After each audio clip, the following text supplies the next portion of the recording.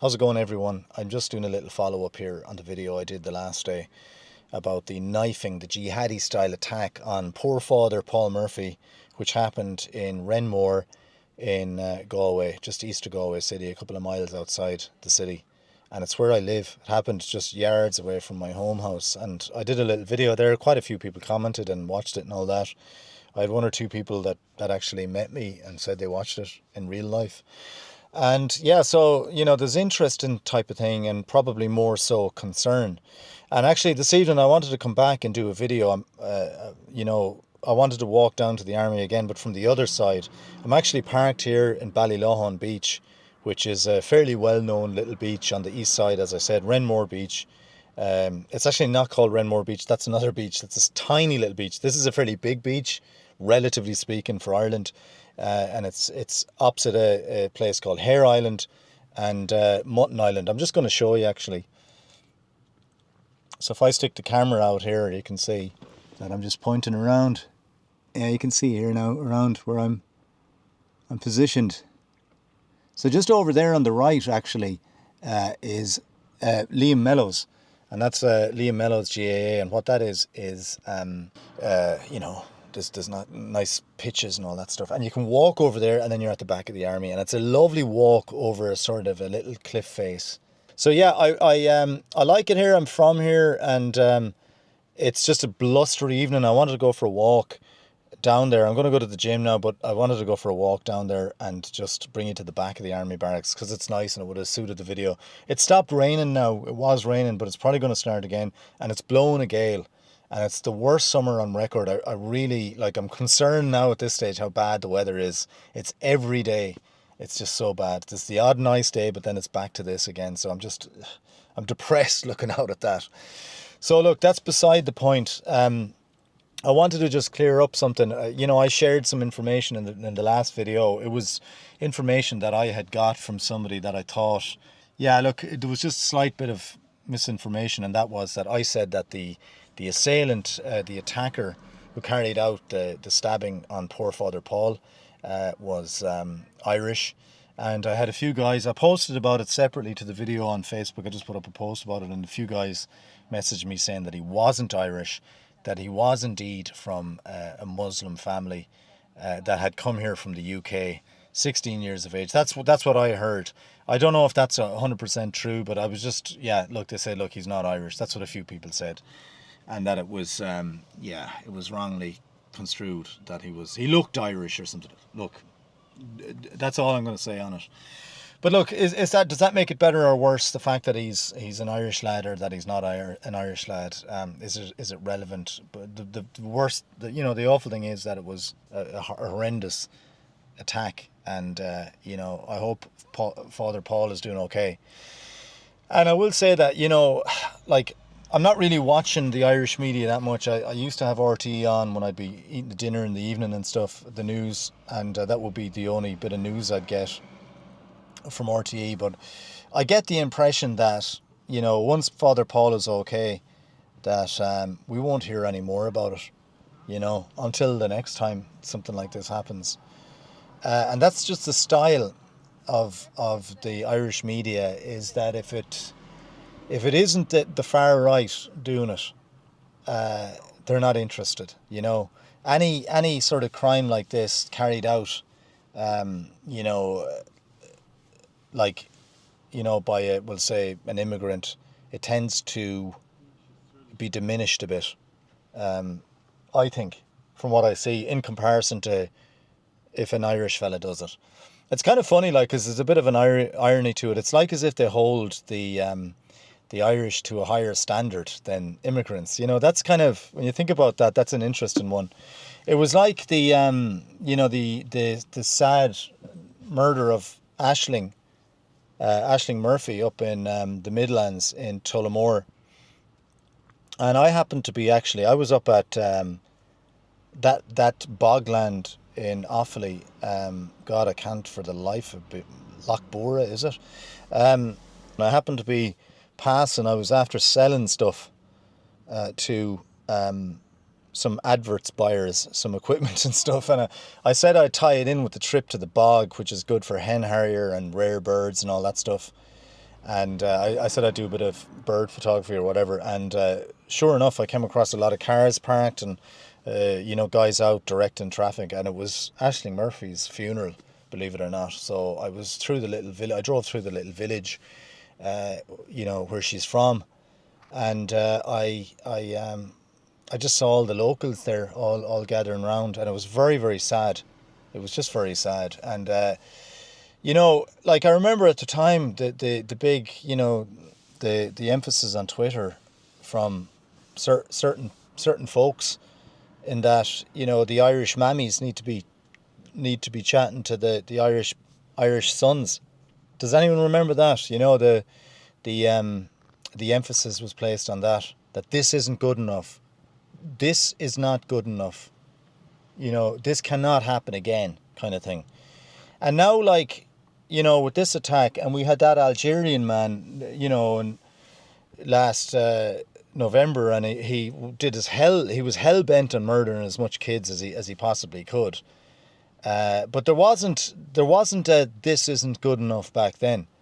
Does anyone remember that? It was kind of like, let's move on, and it was like the far right. Then it was the riots took over in that story, but it wasn't a case of, oh, this isn't good enough, It was more the don't look back in anger sort of attitude. So when it's an Irish assailant, carrying out the attack, it seems to be a different story, really, doesn't it? Could you imagine, like, if a Muslim cleric in Ireland was assaulted, not even stabbed, just say assaulted or called a name, something small. Well, it's not small, but something far less serious than a stabbing. Can you imagine the follow-up that would be in the media, and how viral that content would go? It would be a whole different story. So, yeah, it's two different, like, it's like this, what they're saying, over in England with the two sets of rules. Like, it seems to be a bit of a thing. And nobody wants, an Irish criminal to be less prosecuted than or to be more prosecuted. You know what I mean? That's not my point. It's a different thing, really, in the media. It's a different set of rules, and I can only imagine, what would happen if it was an Anto or a Deco, or one of the so-called right wing lads who we're continuously convinced are the worst thing to happen since literally Hitler. You know what I mean? So that's the way it is. So look, I was wrong in my perceptions on the video there. And I do hope that the priest is doing okay. And why aren't we hearing, like, why don't we hear more about, the recovery of these victims? It seems to be just, once it dies down, just leave it, don't say any more. Why don't we hear about the little girls and stuff, or the children's parents? That attack that happened in, was it Parnell Square last November, I think it was. And that man, the stabber, the attacker, like, he was, we heard, he was Irish, he was here for 20 years. Sure, that means he's Irish.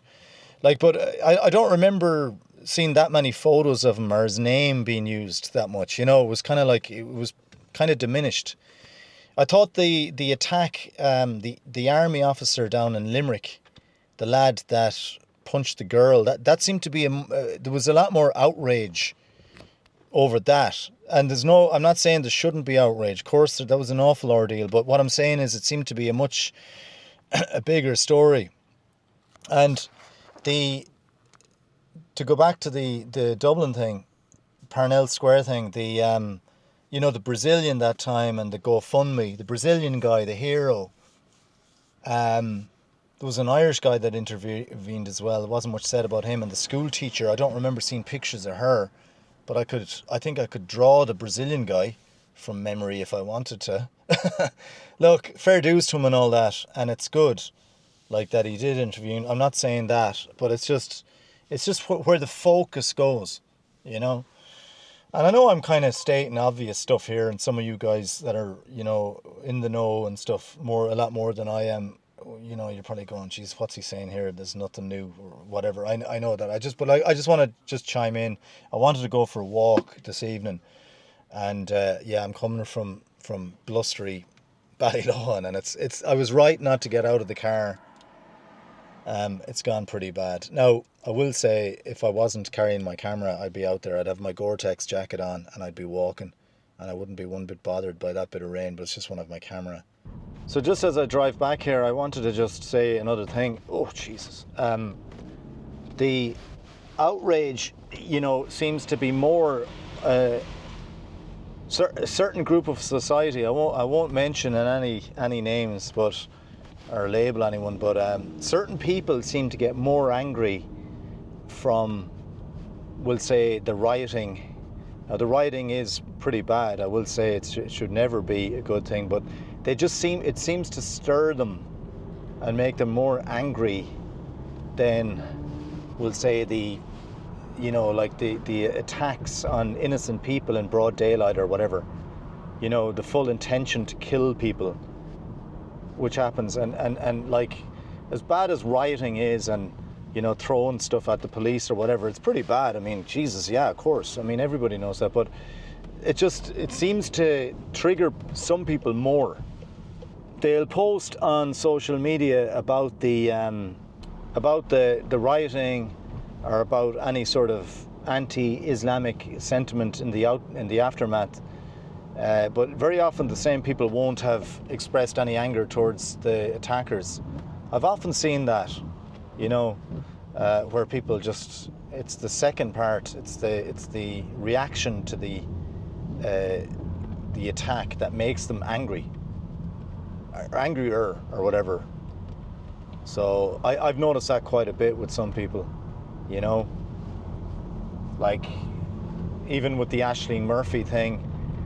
You know, when the boyfriend of Aisling Murphy, when he did his speech that time, you know, and he talked about it, he was labelled, like, all of a sudden, like, you know, even considering what he was through, he was labelled straight away as being hateful, you know. Jesus Christ, I just found that hard to believe. Like, he must be far right, you know, they're the worst. Same sort of dialogue every time.